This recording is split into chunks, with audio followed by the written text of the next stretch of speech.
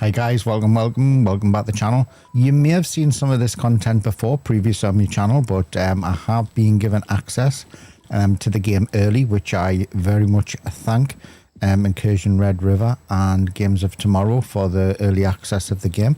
The game comes out on the 25th of June, which is on the Wednesday. We have already been doing some live stream and we've dived straight into the game from the start. So if you want to see some of that play, check out the live streams on my YouTube channel. What I wanted to do today is go through some of the basics of the game, because you'll see a lot of that the gameplay obviously through the live streams. So this now has completely changed. This is your shelter. Now it looks all derelict and all beat to hell, but the idea behind this is as the game develops, you will be able to update and change the way the shelter is. So it's at the state of decay now, and then as the game develops, they'll add the updates in so this can all be changed around. You have the system of doing your weapons and your maps is completely changed. So we will go into that, and then we'll go on to a little bit of the maps itself, what's changed in the maps and what you can expect. So this is your console. This actually shows you the map, so this is probably quite a good one to come straight into it first. We have still the two places, which is the quarry and the bunker. The quarry is open, it's all outside. The bunker is completely enclosed. It's down below. You also do not get satellite reception down there. So when you're trying to use your PDA, you can't use that down there. However, what they've done is they've added a light system on the top of the PDA, so that when you get close to an objective on one of your missions, the lights get stronger and stronger, where beforehand it was sort of guess, unless you had a good memory where everything was. It's easy to get lost down there. There isn't many much changes to the bunker apart from a connecting tunnel between one side and the other. The quarry has completely changed. There's two parts to the quarry, well, two main parts to the quarry. One is the military base and the other one is the factory. They have completely changed. They're massive now. There has been an update since I've been playing this, and the AI have been changed, and they push you a little bit more. So I'll have a little look at that. So this one here is basically where you select your missions, virtually the same as it was before. You can have friendly fire on or off. You can select the time that you go in. I'd suggest it makes no difference at all what time of day you go into the bunker. Yeah, so don't worry about it. Don't think choosing the daytime is going to give you an edge. It's not.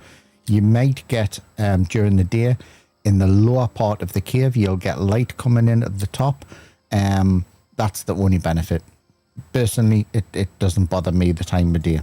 Quarry, go in daytime when you're just starting off, get used to it, but make sure night and day does change really quick. So make sure you have at least attached a torch to your weapon, or you have the night vision on, because it does go night really, really quickly. So up here we have our operations and we have our tasks. So we can go, the operations is what you've actually got selected. So there I've already selected some tasks, and you do that via this menu here. So this is your mission select. So I'd select a mission here, depending on where I want. It tells you where it is, quarry. It tells you the factions. There's 3 factions on the map, and they're sort of in competition with each other. So I can pick one of them and just basically say track. And then when I go on me deploy, it'll also tell us there, that is me mission. Me task you can pick. So these ones tell me now, if I go to there, they'll tell us that these bottom 3 are selected. So I can have 3 selected at the time. Yeah. So silent judgment there, kill 10 with a headshot, survival challenge, survive and extract 3 successful from a raid. I've got that one selected in this one here, which is I've got to collect items around the map, and then I hand them in at the vendor, and then when I complete that, this is the rewards that I get. Yeah, you get your rewards through your messaging system, which comes through from here, and you can delete the messages as well, which is what I do. When you go into it, you also have your inventory. You'll see here that I've got an inventory which on my left hand side is what I've actually got equipped. So there's my backpack, the tactical rig, and my pockets, and the gun I've got selected. My helmet, you'll see my helmet has night vision on top. The rig that I've got selected, in my backpack, and the PDA. The PDA you can't take on or off, it's part of the game, and that's sort of like your little mini map. This is your main stash, right? It's quite big.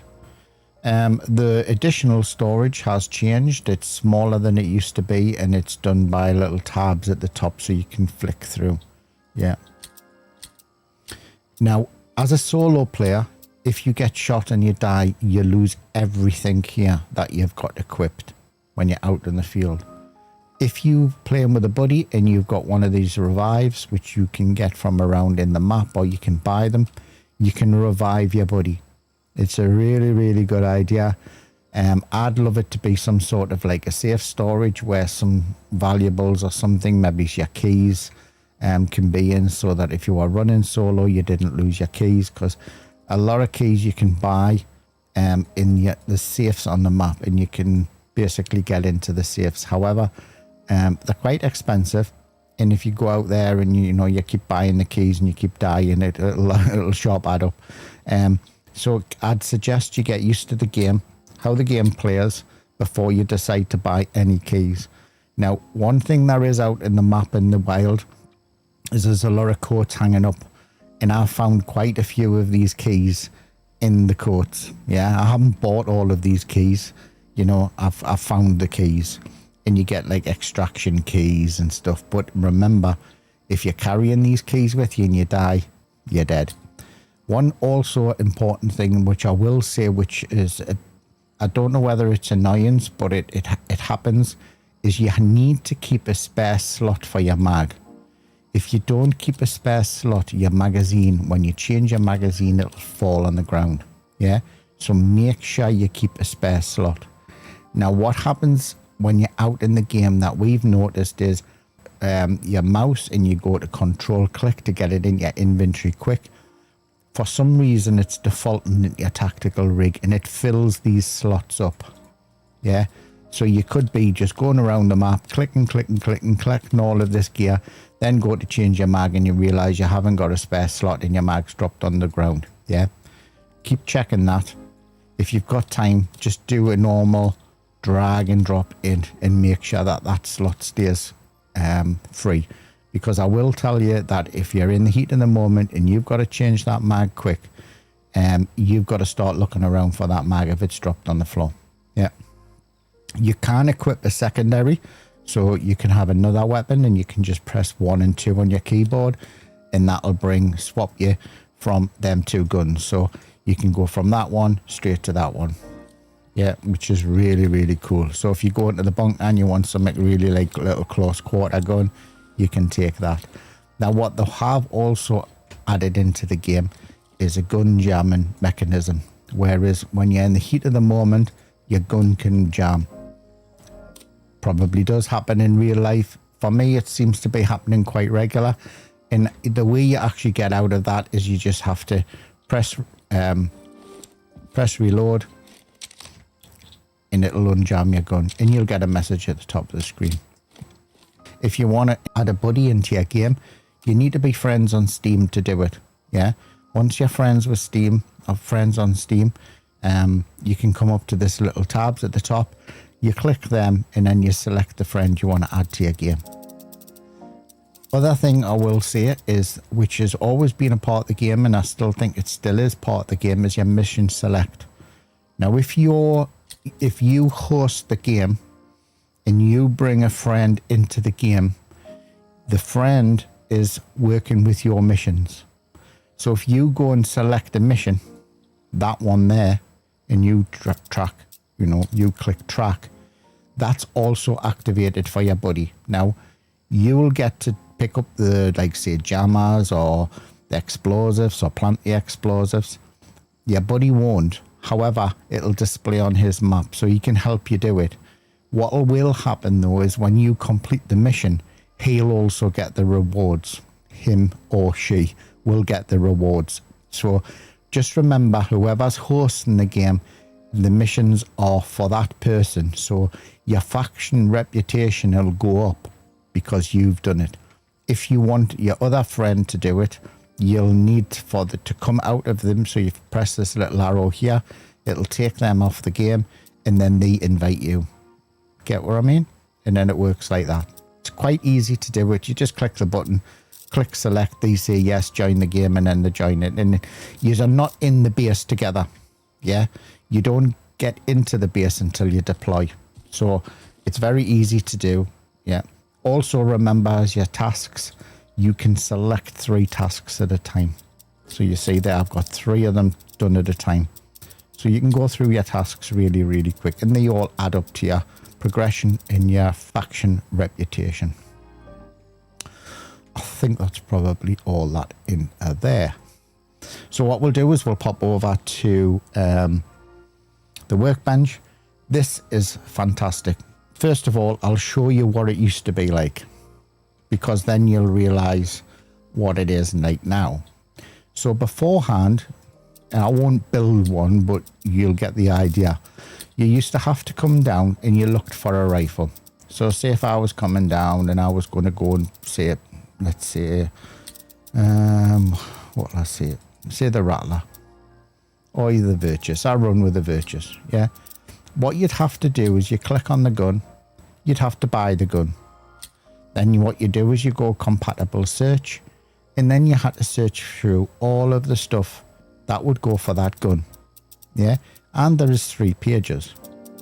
Now sometimes, I don't know if it's still the same, sometimes you used to click on something and it wasn't quite compatible because the barrel search might be different than the moderator or your muzzle brake or whatever you wanted to put on the front of the gun. So you'd end up buying stuff and it'd be collected in your stash and you'd have too much because it didn't fit on the gun. This is all completely being changed. So you can come back in this and buy individual items if you wanted an extra. If you wanted an extra scope and keep that in your stash, you can. Yeah, you can still do it. You can go back and buy ammunition. This is where you come to buy all your ammo. You can come down and buy whatever you want to buy. But the way they've done now is the workbench, they've completely changed it. So I think this is fantastic. Firstly, it blew me away when I was doing it. So let's say we'll have a look at this.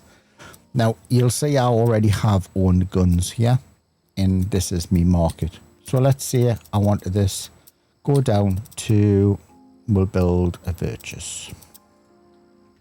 Let's go modify. Now, none of what you're doing here has cost you any money until you assemble and buy the gun. Yeah, this is what's so good about this. It's not costing you, where beforehand you used to buy the gun, then add everything to it, and it would be a bit of a ball ache. So all of these items are all items you can add to the gun. So say we want to change that mag. We'll click on it and we'll look for the mag we want to do. Say if I want to put a drum mag on, we'll stick a drum mag on it. We'll go to the sights. We'll look for the sights that you want. You know, I like these. They're really good, really clear. That you could install a little sight in the top as well. So yeah, when you look through, it's ×4, drops down and you've got a little red dot on the top. Personally, I like it, but I actually like to have it so me weapon can't, and that's just the way I like to play it. Say we want to extend the barrel, you can do and say, right, do I want a little bit of a longer barrel on this gun? Yeah, let's put a 16-inch barrel on, why not? Yeah. Do I want to change the handguard?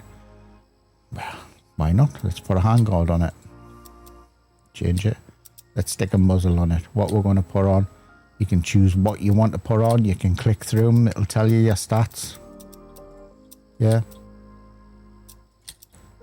And put a silencer on or a suppressor. It's already taken shape. Yeah. Now you might want to actually do this and have it as, I don't normally run with that length of a barrel because I tend to use this gun that I run with pretty much 24/7 unless I'm taking a sniper rifle.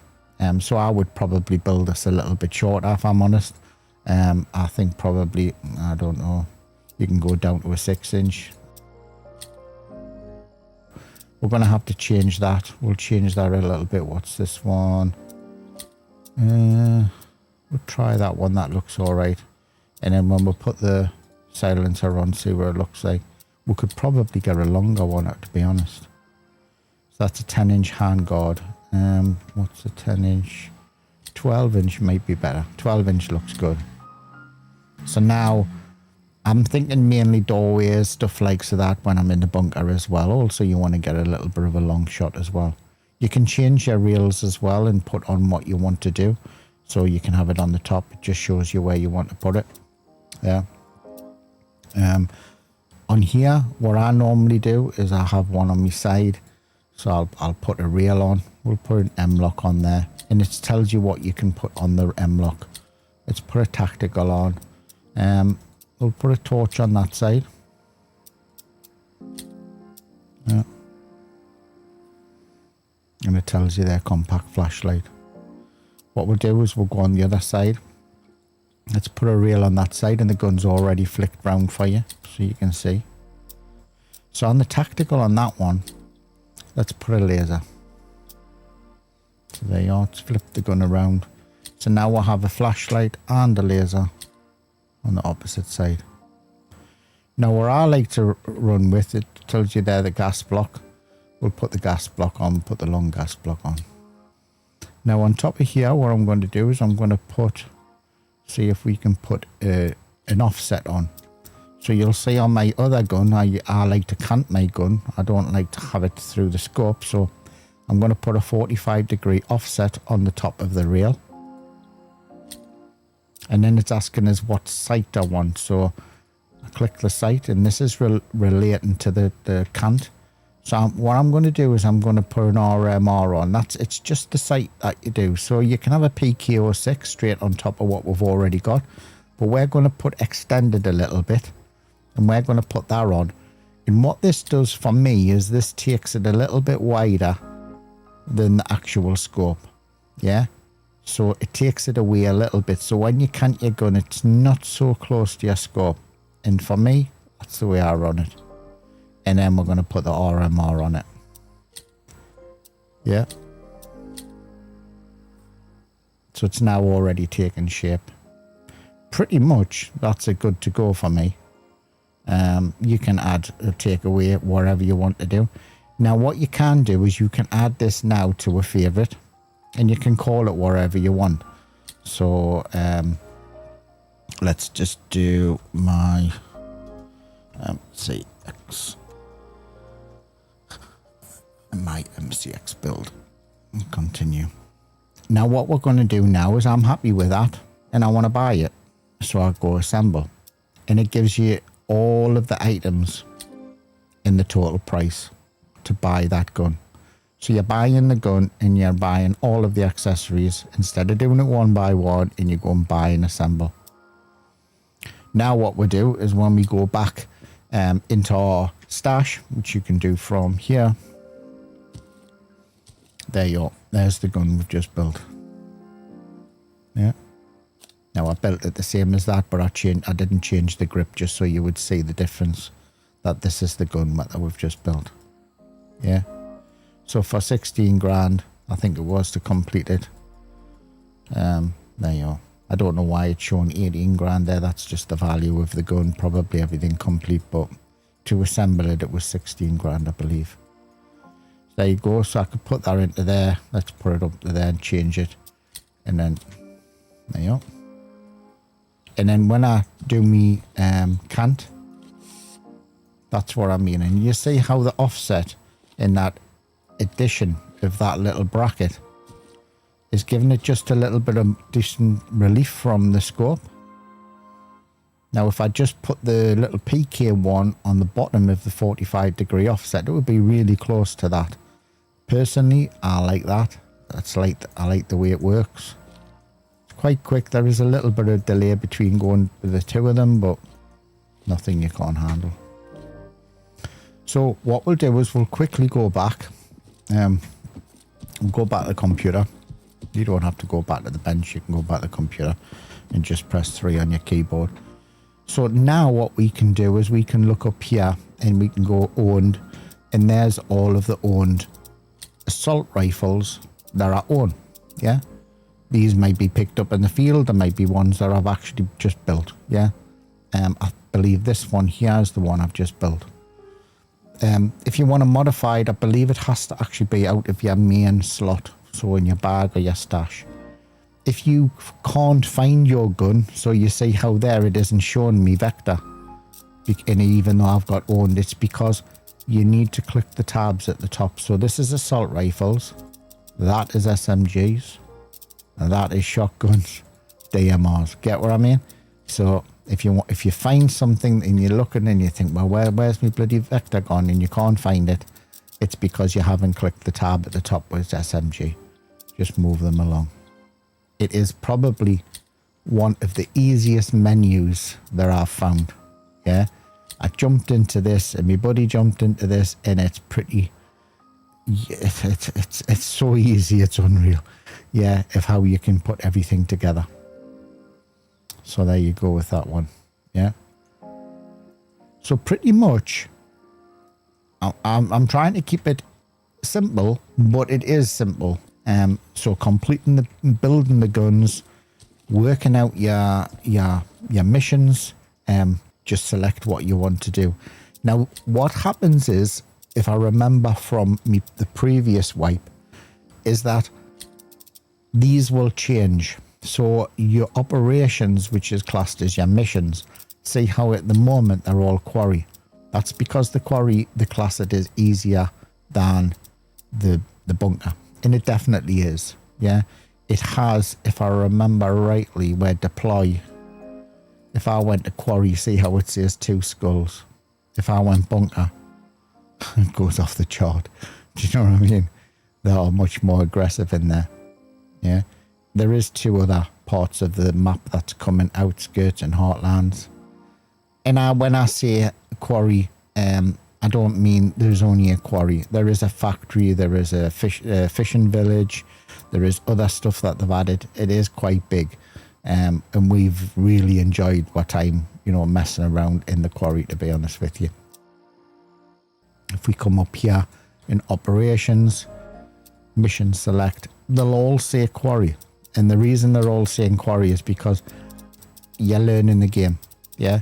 Eventually, as you do these missions, and these missions reset, you'll start getting missions for the bunker.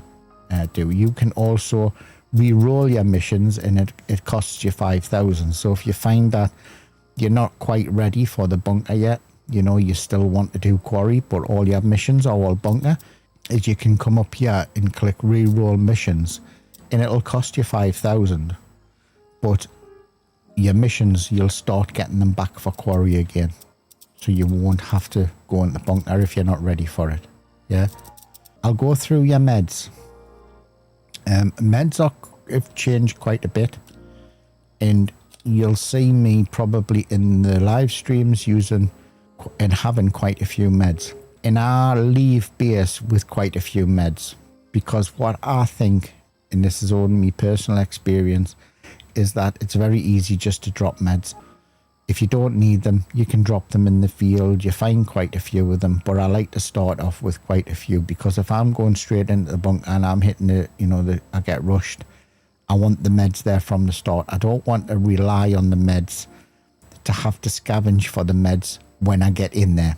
Yeah, I'd rather get in there with what I need, like ammo, rather than say I'll take 1 stack of ammo, then hitting like 4 dudes rushing us and then I've used all my ammo.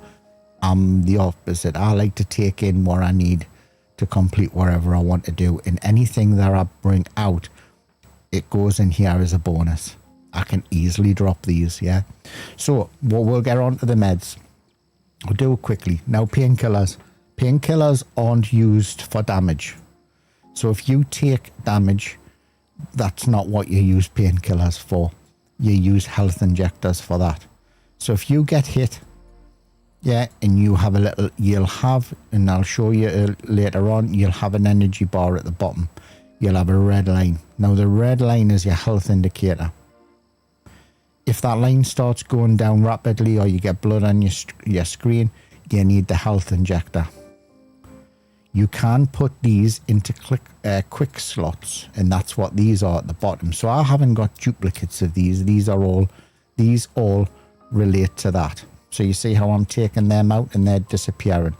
So I normally have, well, I don't have a set thing. I can put them anywhere I want, and they relate to what's down here. Yeah.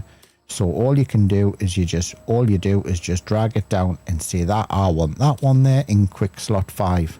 So when I press 5 on my keyboard, when me health's going down, that health injector will get used. I might want that in 6, I might want that in 7, and I might want that in 8. Get what I mean? Now if you use that, it'll disappear from your quick slot because you've used it. It's only got one of one use. So what you'll need to do is then from your rig, put another one in. Yeah, simple as that. But between them, I normally keep 2. And then what you can do is you can just flick between them if you only want to use the same slot. So going back to what their use is for. Just put them side by side. So they're the 3 ones that you'll commonly use for a solo player. So you have your painkillers, your health injector, and your bandage. Now, they have recently, and I haven't tested it out, they've just changed your blood loss level. It used to drain really, really quick. And if you didn't equip a bandage really quick or go and find a bandage really quick, you are dead. Now what will happen is above your red line, you'll get an indicator at the top, which is it looks like a water drop, a blood drop. That tells you that you're bleeding. The only thing that will cure that bleed is this bandage. This doesn't do that. You'll continue to bleed unless you put your bandage on. Put your bandage on, but your health indicator will probably still be low. Then you need to use your injector. Yeah. Now, an interesting thing is also is if you are running co-op and you die and your buddy revives you with one of the yellow revives, it revives you, but it doesn't cure your health. You'll still need to use your health injector. So when you're being revived, just have a look at your health indicator at the bottom of your screen. And if it's low, stick one on, because pretty much if you get shot again, that'll go right the way down and you could die again. So what are the tablets for? The tablets are what's classed as a little bit of a buff. So say if you're running around the map, you don't need them. But let's say you're going to go and run into the military base, or you're going to run into the factory and you know there's quite a few dudes in there. What you do is you use the painkillers. Now they've got a 4 of 4 use. You can use them 4 times. And what will happen is you'll get like a little, what looks like a little lightning bolt on the top of your indicator of your health. And that's just showing you that it's giving you a little bit health, a little bit extra health, a little bit more stamina. So if you take a shot, your chances are you'll probably be okay, unless it's obviously a fatal wound. So it's just classed as a buff. So you put plenty of them in your bag, you pick plenty of them up, just use them, yeah? But they're not to be used if you get damage. That won't cure you. You need to use the health injector. Yeah. So if you see me, which you probably will, run with quite a few of these, I pick them up. You never know when you're going to use them, you know what I mean? And then you bring them back, put them back in your bag, and you can use them again if you don't. But just keep an eye on the bottom of them as well. It might look as though I'm running with quite a few, but them are there being used. So they've got 3 uses. They've got 4. So we have now on the bottom of the screen, you see the red line. That is their health. So if we take damage, it decreases from both sides. So that red line will get smaller. You also have a line underneath, which is in tan, which is arm stamina drain. And we also have another one, which is probably hard to see on the video, but it is like a light grey. That one is basically your run, your stamina. So as you run around the map, you'll see that one is depleting from the right hand side to the left. I'll come back over here, and then hopefully you will see it, that the line there is going, and now it's going back up again. Yeah, or the little lightning strike that I was talking about earlier on, that'll appear above your red indicator, and all basically you do is just go into your meds. I can't do it in here because I'm in base. go in, and then it would just say use painkiller, or you can use it from your quick slot, but just go there and it just says use painkiller, and what it'll do is your animation will come up and you use the painkiller, and then you'll get a little lightning bolt above your red line. Yeah, just keep an eye on that. If you do get into a little bit of trouble, just take another painkiller. Same as again as when I was talking about the blood loss. If you do start seeing that line go down rapidly and you have like what looks like a blood drop above the red line, it's like a water droplet, you know, it's red. That tells you that you need to put a bandage on. Yeah, put the bandage on straight away. Get a cover, put the bandage on, because that line will get smaller and smaller and smaller and you'll just die. Even if you keep putting injectors on, it won't make any difference at all. Just while I'm on here and they're there, the keys have a usage as well. So I've got 7 uses of that key left out of 15, 2 out of 8. So just because you've got the key in your bag, if that goes to 0, you can't open that, or you can't get out of the extraction, because one of them is an extraction for the bunker. So that one there. So that one there, there is a part of the map where you can extract out of the bunker, and it's got a use as well. So just because you've got, make sure you check that, because if you think, oh, I'm just going to go out of the quick way out of the bunker and use that extraction, but if that is 0, you're screwed. Yeah, obviously you will learn the rest as you go around, but if you're new to the game, or maybe you've been off the game for such a long time, this hopefully has got you started a little bit, shows you the basics, shows you the weapons, shows you the computer, and your missions. So thank you very much for watching. Do check out the recordings of the live streams. It shows you some gameplay of me and my buddy running around. We are doing, this video is due to come out before the game is released, and I think we'll have some live streams after it as well. Thank you very much for the early access from the devs. I do really appreciate it. I bought this game myself from day one, but I do appreciate the early access to show you guys a game that I've played right from the start, and a game that I do thoroughly support.